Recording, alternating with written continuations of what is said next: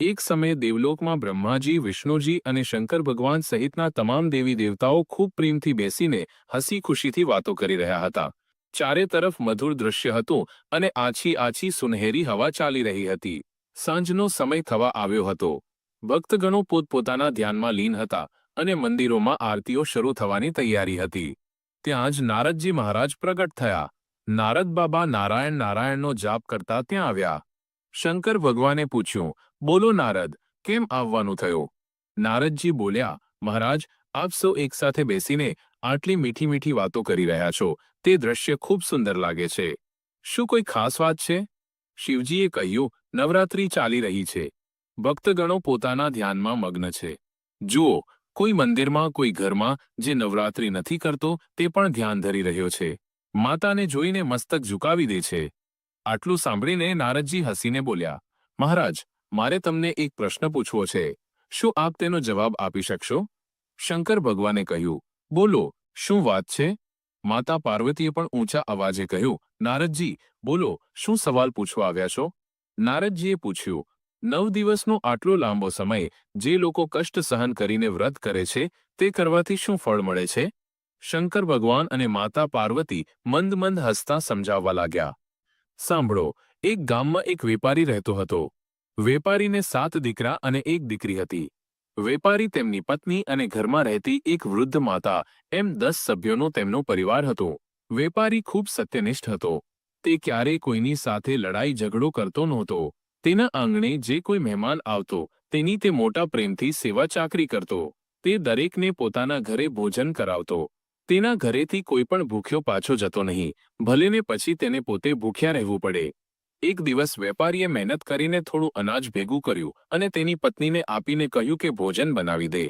તેની પત્ની મોટા પ્રેમથી ભોજન બનાવતી હતી. તે દરરોજ તુલસી પાસે શુદ્ધ ઘીનો દીવો પ્રગટાવતી અને દીવો કર્યા વગર ક્યારેય ભોજન કરતી નહોતી. તેના પતિ પણ સવારે સૂર્ય ભગવાનને એક લોટો જળ ચઢાવીને અર્ઘ્ય આપતા અને હાથ જોડીને ધ્યાન સમાધિમાં લીન થઈ જતા. વેપારીની પત્ની ભોજન બનાવી રહી હતી તે જ સમયે તેમના ઘરે 5 મહાત્મા અતિથિઓ આવી પહોંચ્યા. વેપારીએ તેમનો પ્રેમથી આદર સત્કાર કર્યો, તેમને ઘરના આંગણામાં બેસાડ્યા, લોટામાં પાણી આપી સ્વાગત કર્યું અને ભોજન માટે વિનંતી કરી. 5 અતિથિઓએ ભોજન કર્યું અને તેમના ઘરેથી વિદાય લીધી. આ જ સમયે લક્ષ્મી માતા તેમના દરવાજે ઊભા હતા અને સામેથી દરિદ્રા, ગરીબીની દેવી આવી રહ્યા હતા. લક્ષ્મીજી વેપારીના વખાણ કરી રહ્યા હતા. આ કેટલો સારો છે, કેવા સંસ્કાર છે, તેના મનમાં બીજાઓ માટે કેટલી ભાવના અને પ્રેમ છે. આ વાત સાંભળીને દરિદ્રા બોલ્યા, હે લક્ષ્મી, તમે શું બોલો છો? લક્ષ્મી માતા બોલ્યા, અરે બહેન, ક્યાં જઈ રહી છો? દરિદ્રાએ કહ્યું, હું આ જ ઘરમાં પ્રવેશ કરવાની છું અને 22 વર્ષ સુધી આ ઘરમાં રહીશ. હું આ વેપારીના 7 દીકરાઓને 7 જગ્યાએ વિખેરી નાખીશ, તેમના લગ્ન પણ નહીં થવા દઉં અને વેપારીના તો હાડકાનું પણ નામ નિશાન નહીં રહે. જ્યારે હું વિપત્તિ લાવીશ ત્યારે આ દીકરીના લગ્ન એક કોઢિયા પુરુષ સાથે કરાવીશ. લક્ષ્મી માતા બોલ્યા, ના ના, આ ન થઈ શકે. મારા હાજર રહેતા તું આ ઘરમાં વાસ નહીં કરી શકે. મારા હોવા છતાં તું આ ઘરમાં કેમ વાસ કરીશ? આ સાંભળીને દરિદ્રા બોલ્યા, સારું, તો તમારે મારી પહેરેદારી કરવી પડશે. એમ કહીને લક્ષ્મીજી અને દરિદ્રા બંને તે ઘરમાં પ્રવેશ્યા. ધીમે ધીમે સમય વીતવા લાગ્યો. દરિદ્રાના પ્રભાવને કારણે ઘરમાં કોઈ વસ્તુની સમૃદ્ધિ ટકતી નહોતી. લક્ષ્મી માતા પ્રયત્ન કરતા પણ સફળ થવા દેતી નહોતી. વેપારી કામ કરવા જાય, મહેનત કરીને અનાજ લાવે, પણ લાવતા લાવતા તેના ઝોલામાં વચ્ચે કાણું પડી જતું અને બધું અનાજ રસ્તામાં જ ઢોળાઈ જતું. ઘરે આવતા કંઈ બચતું નહીં. ધીમે ધીમે તેના ઘરમાં એટલી બધી ગરીબી આવી ગઈ કે તે મોટો મુશ્કેલીમાં ફસાઈ ગયો. તેમની પત્ની પોતાના બાળકોને ભૂખ્યા જોઈને તડપતી હતી. તે એક જ સમયનું ભોજન કરાવવા લાગી. ધીરે ધીરે સમય વીતતો ગયો અને નવરાત્રિનો દિવસ આવી ગયો. જ્યારે નવરાત્રિનો સમય આવ્યો ત્યારે એક બ્રાહ્મણ તે વેપારીના ઘરના દરવાજે આવીને ઊભા રહ્યા.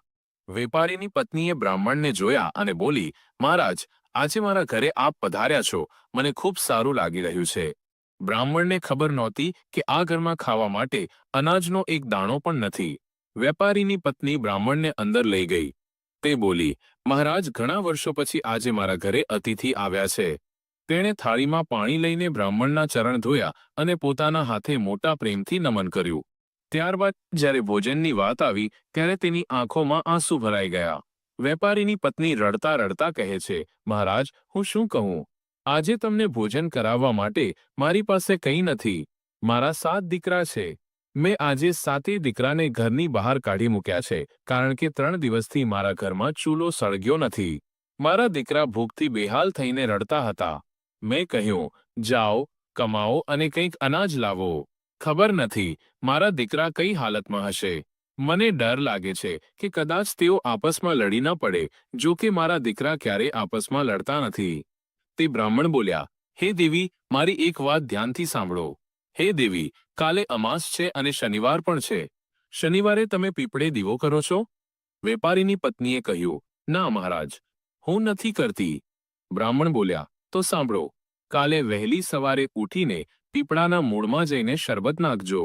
શરબત ચઢાવીને તલના તેલના એક નહીં પણ 16 દીવા પ્રગટાવજો. આનાથી તમારા ઘરની દરિદ્રતા ભસ્મ થઈ જશે. હાથ જોડીને બોલજો, હે બ્રહ્મ બાબા, મારા ઘરની દરિદ્રતાને દૂર કરો. તમારા ઘરમાં દરિદ્રાનો વાસ થઈ ગયો છે, તે દૂર થશે. અને એ પછી રવિવારથી નવરાત્રિ શરૂ થવાની છે. તમે સાચા મનથી નવમીનું વ્રત કરજો. જો તમે નવરાત્રિનું વ્રત કરશો તો તમારા ઘરમાં લક્ષ્મી માતાનો પ્રવેશ થશે. લક્ષ્મી માતા ઘરના ખૂણે ખૂણામાં પ્રગટ થશે અને દરિદ્રતા એવી રીતે ભસ્મ થઈ જશે કે તે ક્યારેય તમારા ઘરમાં ફરી પ્રવેશ નહીં કરે. બિચારી વેપારીની પત્ની બોલી, હે સ્વામી, હે બ્રાહ્મણ દેવતા, મારા ઘરમાં તો અનાજનો એક દાણો પણ નથી, 1 રૂપિયો પણ નથી. હું માતાનું વ્રત કેવી રીતે કરીશ? તેમની પૂજા કેવી રીતે કરીશ? દાન કેવી રીતે આપીશ? બ્રાહ્મણ બોલ્યા, 9 દિવસ માતાની સેવા તો કરી જ શકો છો ને. માતાના નામનો એક કલશ તો રાખી જ શકો છો. મુઠ્ઠીભર જવ અને નદીની રેતી લાવીને તેમાં નાખી દો. તેના પર કલશની સ્થાપના કરો. જવ જેટલા ઉગશે તેટલી તમારા ઘરમાં વૃદ્ધિ થશે. વળી ચંદનના લાકડા કાપીને તેનો હવન કરજો. વેપારીની પત્ની બોલી, બરાબર છે મહારાજ, હું આટલું તો કરી શકીશ. બ્રાહ્મણે જે પ્રમાણે કહ્યું તે પ્રમાણે સાહુકારની પત્નીએ કરવાનું શરૂ કર્યું. 1 વર્ષ સુધી તેણીએ વ્રત કર્યું. સાંજના સમયે તેના પતિ અને બાળકો પણ ઘરે આવી ગયા હતા. બાળકો કંઈક ને કંઈક કમાઈને લાવ્યા હતા. દીકરાઓએ લાકડીઓ કાપીને બજારમાં વેચી દીધી હતી, જેનાથી થોડા પૈસા આવ્યા અને ભોજન આવી ગયું. સાહુકારની પત્નીએ તેના બાળકોને કહ્યું, બેટા, તમે 7 છો તો એક ગાંસડી લઈને જાઓ. 7 ગાંસડી વેચાશે. વેચીને લાવશો તો ચૂલો સળગશે. ચૂલો સળગ્યો, તેમના ઘરમાં ભોજન બનવા લાગ્યું. તે વેપારી અને તેની પત્નીએ 1 વર્ષ સુધી નવરાત્રિનું વ્રત કર્યું, પણ કોઈ ફેરફાર ન થયો. જેવી હાલત હતી તેવી જ રહી. બીજા વર્ષે કર્યું તો પણ હાલત જેવી હતી તેવી જ રહી. 3જું વર્ષ, 4થું વર્ષ, 5મું વર્ષ, 6ઠ્ઠું વર્ષ. વેપારીએ હાર ન માની. જ્યારે 9મું વર્ષ શરૂ થયું અને તેમણે વ્રત શરૂ કર્યું ત્યારે આખું પરિવાર સાથે મળીને વ્રત કરતું હતું. જુવાન દીકરી ઘરમાં બેઠી હતી, દીકરાઓ પણ હતા, પણ લગ્ન માટે કોઈ સગ પણ આવતું નહોતું. દરિદ્રાએ તો ઘરમાં ખરેખર પગજ જમાવી દીધો હતો. 9મું વર્ષ પૂરું થવા આવ્યું. અષ્ટમીની રાત્રે વેપારી મોટા પ્રેમથી ભગવાનનું ધ્યાન ધરે છે. માતા ભગવતીનું ધ્યાન ધરીને કહે છે, હે માતા, તમે મારું વ્રત સ્વીકાર કરો. આખો પરિવાર જાગરણમાં છે. હે માતા, મારું વ્રત સ્વીકારો. હું એક ગરીબ વેપારી છું, કશું કરી શકતો નથી. હું થોડું ઘણું દાન પુણ્ય કરું છું, કારણ કે આ પાપી પેટ તો અન્ન માંગે છે અને આ શરીર વસ્ત્ર માંગે છે. મારા 7 દીકરા લાકડીઓ કાપીને વેચે છે, તેનાથી જ અમારું ગુજરાન ચાલે છે. હે માતા, મારી જુવાન દીકરી ઘરમાં બેઠી છે. તેના લગ્ન થવા પણ મુશ્કેલ બની ગયા છે. જ્યાં પણ સંબંધ લઈને જઈએ છીએ ત્યાં કોઈ લંગડો મળે છે, કોઈ કાણો મળે છે, કોઈ કોઢિયો મળે છે, કોઈ મૂંગો મળે છે, કોઈ બહેરો મળે છે. મારે એક જ દીકરી છે. ભલા હું મારી દીકરીના લગ્ન એવા લંગડા પુરુષ સાથે કેવી રીતે કરાવું? હે માતા, હું હવે આ ગરીબીથી ત્રાસી ગયો છું. હે ભગવતી, તમે જ આ ગરીબીનું નિવારણ કરી શકો છો. કૃપા કરીને મારી પૂજા સ્વીકાર કરો. હું 9 વર્ષથી તમારી ભક્તિમાં લાગેલો છું, છતાં મારી હાલત નથી બદલાઈ. જેવી હતી તેવી જ છે. આટલું બોલતા બોલતા વેપારી એકદમ મૌન થઈ ગયો. તેના મનમાં વિચારવાનું પણ બંધ થઈ ગયો. તે 8 દિવસથી અન્ન જળ વગર હતો. તેણે જળ પણ ગ્રહણ કર્યું નહોતું. એટલામાં જ ત્યાં એક દિવ્ય પ્રકાશ ઉત્પન્ન થયો. વેપારીની નજર અચાનક કલશ પર પડી. અરે, આ રોશની ક્યાંથી આવી? ના, આ મારો ભ્રમ છે. આ તો દીવો સળગી રહ્યો છે. એમ વિચારીને વેપારી ફરીથી ધ્યાનમાં લીન થઈ ગયો. વેપારીના બધા બાળકો પણ ત્યાં જ બેઠા હતા અને જાગરણમાં લાગેલા હતા. અષ્ટમીની રાત માતા રાણીની મહાપૂજાનો સમય હોય છે. સપ્તમીના પાઠ ખૂબ શાંતિથી કરવા જોઈએ, કોઈ ઉતાવળ નહીં. સપ્તમીની રાતે થતો માતા રાણીનો પાઠ શાંતિપૂર્વક સાંભળવો જોઈએ. ભલે ગમે તેટલી હવા, આંધી કે પાણી આવે, પણ આસન છોડવું ન જોઈએ. માતા ઘણી પ્રકારની પરીક્ષાઓ પણ લે છે. અષ્ટમીના દિવસે માતાજી હાથી પર સવાર થઈને પોતાના ભક્તોના ઘરે આવે છે અને તેમના પર દયા વરસાવે છે. વેપારી ફરીથી ધ્યાનમાં લીન થયો. ત્યારે માતા બોલ્યા, અને 8 બાળકોની આંખો બંધ થઈ ગઈ. 7 દીકરા અને 1 દીકરી માઇનસ સૌની આંખોની પલક ઝબકી ગઈ, અને બિચારો વેપારી આંખો મીચીને ધ્યાનમાં લીન હતો. શંકર ભગવાન અને પાર્વતીજી નારદ બાબાને સમજાવી રહ્યા હતા કે જુઓ, આ ભક્તિનું કેવું ફળ મળે છે અને કેવી રીતે માતા લક્ષ્મી ભગવતી દરિદ્રા સાથે યુદ્ધ કરીને તેને ભસ્મ કરે છે. નારદજી પ્રેમથી સાંભળી રહ્યા હતા. તેમણે કહ્યું, બરાબર છે, બહુ સરસ વાત છે, આગળ સંભળાવો. હું વિસ્તારથી સાંભળવા તૈયાર છું. જ્યારે માતા દુર્ગાએ પુત્ર આંખો ખોલ એમ કહ્યું, ત્યારે વેપારીએ આંખો ખોલી. તેની પત્નીએ પણ આંખો ખોલી, પણ તેમને કંઈ દેખાયું નહીં. વેપારી મનોમન વિચારવા લાગ્યો, અરે, આજે મને એવું કેમ લાગે છે કે માતા મને બોલાવી રહ્યા છે? તેણે ફરીથી આંખો બંધ કરી લીધી. ફરીથી માતાએ કહ્યું, પુત્ર આંખો ખોલો. વેપારી અને તેની પત્નીએ ફરીથી આંખો ખોલી. આ વખતે માતા દુર્ગા દિવ્ય રૂપમાં દિવ્ય શક્તિ સાથે ત્યાં પ્રગટ થયા. માતાની સાથે તેમનો સિંહ પણ હાજર હતો. પરંતુ વેપારીને જરાય ડર ન લાગ્યો કે આ સિંહ મારા બાળકોને કે મને ખાઈ જશે. વેપારીએ માતાને બદલે પહેલા સિંહને એક ફળ અર્પણ કર્યું, જેને સિંહે પ્રસાદી માનીને સ્વીકારી લીધું.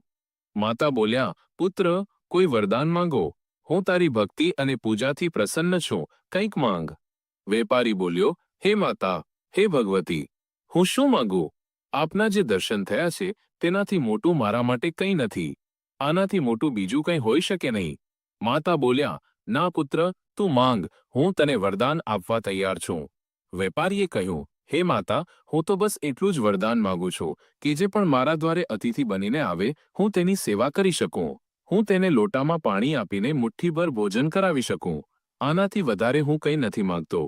માતા બોલ્યા, ઠીક છે, બીજું કંઈ નથી જોઈતું. હું તને વરદાન આપવા આવી છું. હું તારી ભક્તિથી ખૂબ પ્રસન્ન છું. વેપારી આ સાંભળીને આંખોમાં આંસુ ભરીને રડવા લાગ્યો. માતાએ તેના માથા પર હાથ મૂક્યો અને કહ્યું, ચૂપ થઈ જા, રડીશ નહીં. રડવાના દિવસો પૂરા થઈ ગયા. તારા પૂર્વજન્મના કર્મના પાપને કારણે તને આટલા દિવસ પીડા સહન કરવી પડી. તું એક મોટો શિકારી હતો, જે નિર્દોષ જાનવરોને મારીને વેપાર કરતો હતો. આને કારણે તારી આ દશા થઈ. તારી પત્ની પણ તારાથી કમ નહોતી. ભલે તમે કેટલી ભક્તિ કરી, પણ પૂર્વજન્મના કર્મોએ તમને અહીં સુધી પહોંચાડ્યા છે. આજે પણ તારા માથે દરિદ્રા સવાર છે. તે શુદ્ધ ઘીના જેટલા દીવા કર્યા છે તેટલી જ દરિદ્રતા ભસ્મ થઈ છે, અને હવે તારી દરિદ્રતા દૂર થવાની છે. માંગી લે, બીજી વાર મોકો નહીં મળે. વેપારીએ હાથ જોડતા કહ્યું, હે માતા, મારા 7 પુત્રો લગ્ન યોગ્ય છે. મારી એક દીકરી છે, તેના લગ્ન નથી થઈ રહ્યા. હું શું માંગુ? મારી દીકરી માટે સુંદર વર માંગુ છું. આ સિવાય બીજું કંઈ નથી જોઈતું. માતા બોલ્યા, ઠીક છે, તારી દીકરી માટે તને સુંદર વર મળશે, અને તારા 7 દીકરાના પણ લગ્ન થઈ જશે. તને 7 વહુઓ મળી જશે. આટલું કહીને માતા અદૃશ્ય અંતર્ધાન થઈ ગયા. સિંહ પણ ક્યાં ચાલ્યો ગયો તેની કોઈને ખબર ન પડી. વેપારીને લાગ્યું કે તેણે ક્યારે સપનામાં પણ વિચાર્યું નહોતું કે માતા તેને દર્શન આપશે, પણ માતાએ તો સાક્ષાત દર્શન આપ્યા. તેણે વિચાર્યું કે મેં જરૂર કોઈ સારું પુણ્યનું કામ કર્યું છે, જેના કારણે માતાએ મને દર્શન આપ્યા. સવાર થવા આવ્યું હતું. 4 વાગી ગયા હતા. વેપારીએ હવનની તૈયારી કરી અને કન્યા પૂજનની તૈયારી કરી. તે ઘરની અંદર ગયો તો જોયું કે ત્યાં 9 કન્યાઓ માટે સુંદર સુંદર વસ્ત્રો રાખેલા છે. વેપારીને લાગ્યું કે તેના 7 દીકરાઓ કમાઈને લાવ્યા હશે.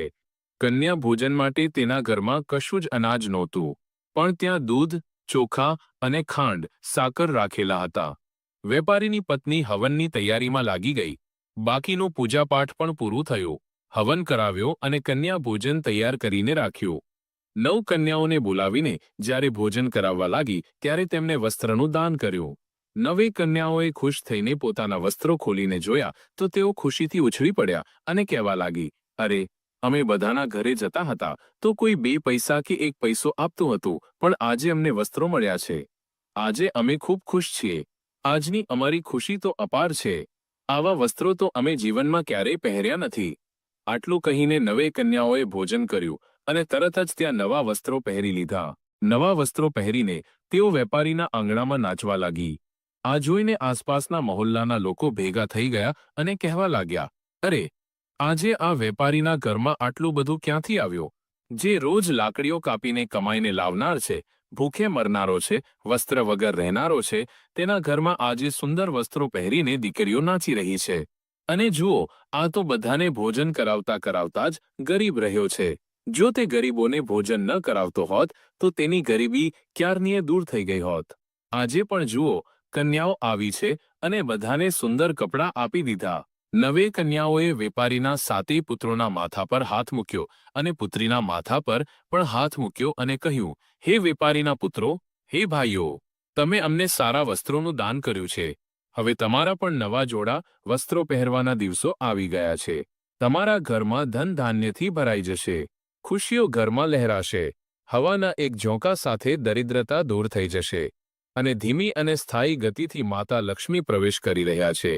તમારા ઘરમાં કોઈ કમી નહીં રહે. તમારા આંગણામાં તુલસી લહેરાતી દેખાશે અને દીવો સળગતો પ્રકાશ દેખાશે. આટલું કહીને નવે કન્યાઓ પોતપોતાના ઘરે ચાલી ગઈ. તેમના માતા પિતા પણ દીકરીઓને સુંદર વસ્ત્રો મળેલા જોઈને ખૂબ પ્રસન્ન થયા. વેપારીએ પછી તેના બાળકોને પણ ભોજન કરાવ્યું. ભોજન કરાવીને નવમીની રાત વીતી ગઈ. બીજે દિવસે જ્યારે આંખ ખુલી ત્યારે વેપારી બહાર નીકળ્યો તો જોઈને આશ્ચર્યચકિત થઈ ગયો કે, અરે, મારું ઘર તો ઝૂંપડીમાંથી ખૂબ મોટો મહેલ બની ગયું છે. તે કોઈ રાજા મહારાજાના મહેલથી કમ નહોતો. ચારેય ખૂણામાં દીવા ઝગમગી રહ્યા હતા, જાણે દિવાળી હોય. મહેલ ઊંચો હતો, ઘર પણ ઊંચું હતું. નોકર ચાકર લાગેલા હતા, જાણે કોઈ રાજા હોય. તેમના ઘરમાં કોઈ કમી નહોતી. વેપારીએ જલ્દીથી પોતાની પત્નીને જગાડી, અરે ઉઠો, જાગો, આંખો ખોલો. વેપારીની પત્ની જાગી. જ્યારે તેણે જોયું તો તેના ઘરમાં પંખા, લાઇટ, બત્તી, અનેક પ્રકારની વસ્તુઓ ચાલુ હતી. ઘરમાં જાતજાતની વીજળીની રોશની હતી. પોતે સોફા પર સૂતી હતી. આ જોઈને વેપારીની પત્ની પોતાના પુત્રો પાસે ગઈ. સાતે પુત્રોને જગાડ્યા, બેટા, ઉઠો. દીકરાઓના શરીર પર રાજપોશાક, શાહી વસ્ત્રો હતા અને સુંદર સોનાના દાગીના પણ હતા. માતા લક્ષ્મીનું આગમન થઈ ચૂક્યું હતું. માતા ભગવતીના આશીર્વાદથી આ બધો ચમત્કાર થયો હતો. વેપારીના સાતે પુત્રો ઉઠ્યા અને પોતાના માતા પિતાના ચરણોમાં લપેટાઈ ગયા. બોલ્યા, પિતાજી, આજે અમારો દિવસ બદલાઈ ગયો છે. અમારો મહેલ કેટલો સુંદર લાગે છે. તે કોઈ રાજાના મહેલથી ઓછો નથી. હવે અમારા સાતે ભાઈઓના લગ્ન થઈ જશે અને અમારી બહેનના પણ લગ્ન થઈ જશે. બરાબર 10મીના દિવસે વિજયાદશમી વેપારી પોતાની દીકરીનું સગપણ નક્કી કરવા નીકળ્યો. તે એક મોટા વેપારીના ઘરે ગયો, જેનો દીકરો ખૂબ સુંદર હતો, કોઈ રાજકુમારથી કમ નહોતો. ત્યાં વાતચીત કરી અને સંબંધ પાકો થઈ ગયો. તેણે પોતાની દીકરીના લગ્ન એક સારા ઘરમાં કરાવી દીધા અને સાતે દીકરાઓના પણ લગ્ન થઈ ગયા. ઘરમાં 7 વહુઓ આવી, જે સુંદરતામાં કોઈ પરીથી ઓછી નહોતી. હવે વેપારીનું ઘર ધન ધાન્યથી ગુંજવા લાગ્યું. વેપારી ખૂબ દાન પુણ્ય કરવા લાગ્યો. તેનો વેપાર મોટો થઈ ગયો. સાતે દીકરા મોટા મોટા વેપારમાં લાગી ગયા. તેમનો વેપાર હાથી ઘોડા પર માલ ભરીને ચાલવા લાગ્યો. હવે તેમના જીવનમાં દરેક ખુશી આવી ગઈ. ફરીથી માતા ભગવતી વેપારી પાસે પ્રગટ થયા અને પૂછ્યું, બોલ, હવે કેવું લાગે છે? આ વાત સાંભળીને વેપારીની આંખોમાં આંસુ અને હોઠ પર ખુશી હતી. તે બોલ્યો, હે માતા, આ ખુશી મારી નજરોથી ક્યારેય દૂર ન થવા દેશો. તમે જે કહેશો તેવું હું કરીશ. માતા બોલ્યા, હે પુત્ર, તારી પાસેથી આ જ અપેક્ષા હતી. જેવી ભક્તિ કરે છે તેવી જ ભક્તિ કરતો રહેજે. ક્યારે તારા હાથમાંથી ખુશી જશે નહીં. ગરીબોને મદદ કરજે. લોકોને જોઈને મોઢું ન બગાડતો. તું જેટલું દાન પુણ્ય કરીશ તેટલી જ તને ખુશી મળશે અને તેટલા જ ધનની વૃદ્ધિ થશે. અને ત્યાં દરવાજા પર દરિદ્રા ફરીથી પ્રગટ થયા. લક્ષ્મી માતા જ્યારે બહાર જઈ રહ્યા હતા ત્યારે દરિદ્રા બોલ્યા, હે બહેન, તારામાં ખૂબ તાકાત છે. તે આ વેપારી પર એવો ચમત્કાર કર્યો કે મારા માટે જગ્યા જ ન રહી. હું એવા ઘરમાં પ્રવેશ કરું છું જ્યાં કચરો હોય, પણ આના ઘરમાં તો એક તણખલું પણ ક્યાંય હોતું નથી, કોઈ ગંદકી નથી હોતી. વળી ઝઘડો પણ નથી થતો કે હું તેના બહાને ઘરમાં જઈ શકું. આટલી ગરીબી આવી પણ ક્યારેય પતિ પત્ની વચ્ચે ઝઘડો ન થયો. આટલી ગરીબી આવી પણ સાતે પુત્રો ભૂખ્યા રહીને લાકડીઓ કાપીને વેચતા રહ્યા, પણ ભાઈ ભાઈમાં લડાઈ ન થઈ. દીકરી સૌથી મોટી હતી, પણ તેણે ક્યારેય માતા પિતા સામે મોઢું ન ખોલ્યું કે મારી ઉંમર વીતી રહી છે અને હું કુંવારી છું. એટલે હે બહેન, હું દૂર થઈ ગઈ. તું જીતી ગઈ અને હું હારી ગઈ. દરિદ્રાએ પૂછ્યું, હે બહેન, આ ચમત્કાર કેવી રીતે થયો? લક્ષ્મીજી બોલ્યા, હે બહેન, મારા રૂપ 108 છે. મારી અનેક નામોથી પૂજા થાય છે. કોઈ મને ભગવતી કહે છે, કોઈ દુર્ગા, કોઈ કાલિકા, કોઈ સરસ્વતી, કોઈ લક્ષ્મી, કોઈ પાર્વતી, કોઈ ચંડી, કોઈ કમલા રાણી તો કોઈ મહારાણી. મારા 108 નામ છે અને તારું નામ દરિદ્રા તો એક જ છે. હું અનેક રૂપોથી ઘેરાયેલી છું અને મારા ભક્તને મદદ કરું છું. તને જીતવા માટે અમારે હરાવવું પડશે. દરિદ્રા બોલ્યા, ના બહેન, હું તારાથી જીતી શકું એમ નથી. હું તો માત્ર એ જ ઘરમાં જીતી શકું જ્યાં લડાઈ ઝઘડો, અભદ્ર વ્યવહાર હોય અને કોઈ પૂજાપાઠ દીપ ધૂપ ન થતો હોય. અને આ ઘરમાં તો હંમેશા પૂજા થતી રહી. ભોજન વગર પણ આ વેપારી દીવો કરતો રહ્યો, ભગવાનનો પૂજાપાઠ કરતો રહ્યો. આજે પણ તેના ઘરમાં આટલું ધન આવી ગયું છે, પણ તે માણસાઈ ભર્યું જીવન જીવે છે. તેના મનમાં કોઈ ઘમંડ નથી. આ રીતે શંકર ભગવાને પાર્વતીજી સાથે મળીને નારદજીને આ કથા સંભળાવી. નારદજી બોલ્યા, હે મહારાણી, હું તમારી વાતને સત્ય માનું છું. તમે મને ખૂબ સુંદર કથા સંભળાવી. હે માતા, જે આ વ્રત કરશે તે ક્યારેય જીવનમાં દુઃખી નહીં થાય.